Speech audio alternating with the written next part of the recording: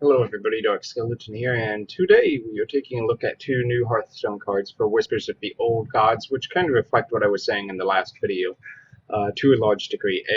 We're taking a look at the Ancient Shieldbearer, which is a warrior class card that plays into the Cthulhu style deck.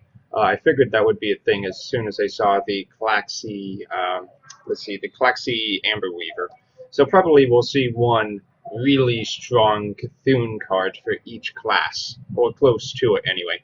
And the Warriors is a 6/6 for 7 mana, where if your Cthulhu is 10 attack, once again, pretty easy to get, especially by turn 7, you will gain 10 armor. And why I say it's easy to get, previously there were only two officially announced cards that boost your Cthulhu, one of which gives +2/+2, and the other one which can get +2/+2, but will minimum get you +1/+1. And of course, I'm talking about the uh, Beckoner of Evil, I believe, and the Ancient Cultist, or whatever it's called.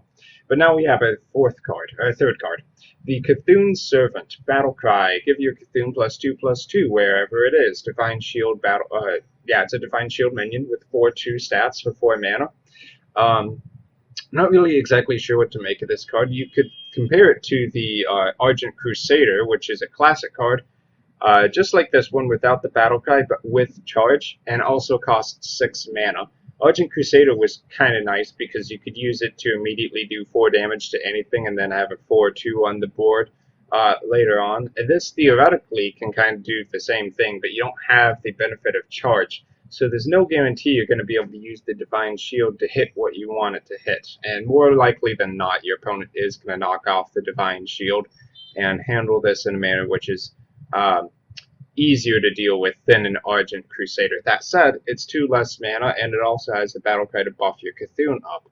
So this card, I'm not exactly sure. It seems like it could be pretty decent.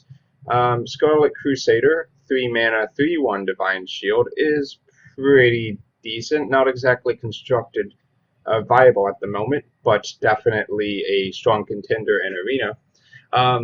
But with the Divine Shield and the Battle Cry, does this become strong enough to run in constructed decks? I would say there's a good chance for that. Um, any minion with a Divine Shield is going to have some pretty good board control potential there, and this can't be destroyed by like a Fire Blast and then the equivalent of a Whirlwind effect, like an Arcane Explosion, because it has 2 HP. I think that is somewhat relevant. It won't be able to just be taken out by a couple imps. It would take at least 3 imps from an implosion to take this and destroy it. So it doesn't seem too bad in terms of its stat line. But then, once again, the main reason you play it is to buff up Cthulhu for cards like Ancient Shieldbearer, which is quite ridiculous. Being able to gain 10 armor off of 1 Battlecry effect. You could even combo it with Grand Bronzebeard for 20 armor. At a certain point, I gotta ask, how much armor does a warrior really need? Are they gonna release Shield Slam to the face next, or what? Um, but I do think that Cthulhu definitely fits the control style of decks. And if you look at these two cards, Klaxi Amberweaver, just a beast in terms of stats if you get it out with its battle cry, and Ancient Shieldbearer, a beast in terms of making your warriors survivable. Really seems Cthulhu definitely fits the control style of deck. If you let the Cthulhu get to 10 attack, the deck becomes much stronger. And I'm sure there'll be more cards that are like this as well that you can put in your decks as neutral cards. If your Cthulhu has at least 10 attack or whatever, get some ridiculous benefit. So it'll be interesting to see how these play out. Are they all going to be viable cards? Or viable decks, rather. It's kind of looking like they are pretty strong, just in general, from what I've seen so far. It'll be kind of interesting to figure out which ones work best. Is a deck that has really big minions better than a warrior deck that just stacks a ton of armor onto the hero?